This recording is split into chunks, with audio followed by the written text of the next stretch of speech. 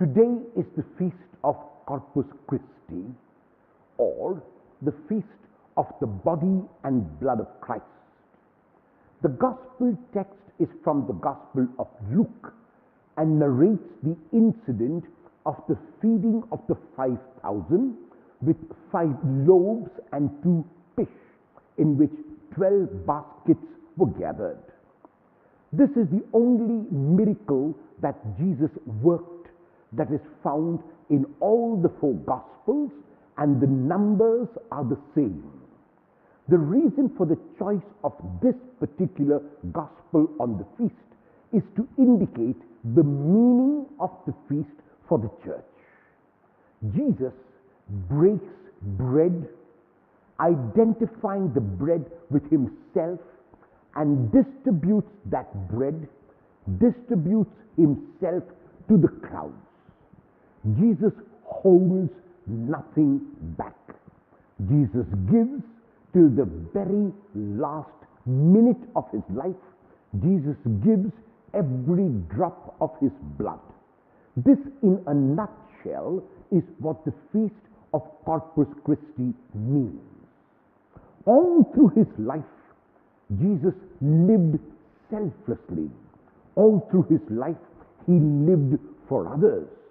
At the Last Supper, he brought together in a symbolic form all that he had done throughout his life and summarized it in the breaking of the bread and the sharing of the wine. That one beautiful symbol of bread and wine was a symbol of a summary of his life. Jesus showed in that summary how each one of his disciples and each one of us who profess to be his disciples must live our own lives.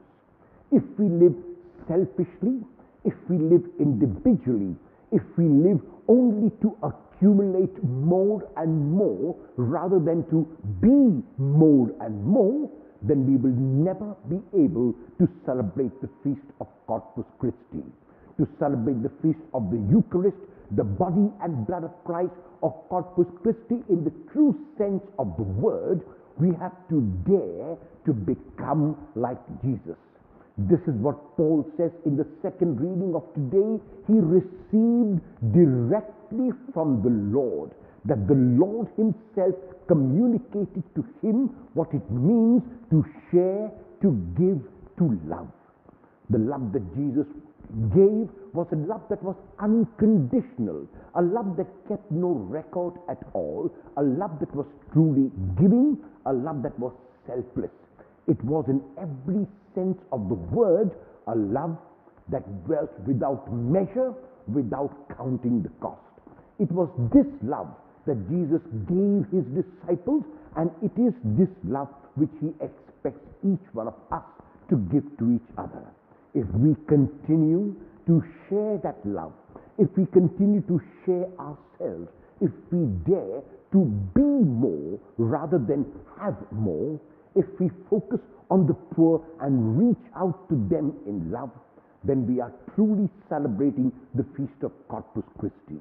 Then the body and blood of Christ becomes relevant and meaningful and tangible today in our midst. The only Jesus that many will experience and notice today is the Jesus we make known.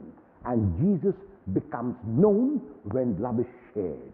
Jesus becomes known where there is sharing. Jesus becomes known where there is giving and selflessness and reaching out in unconditional love.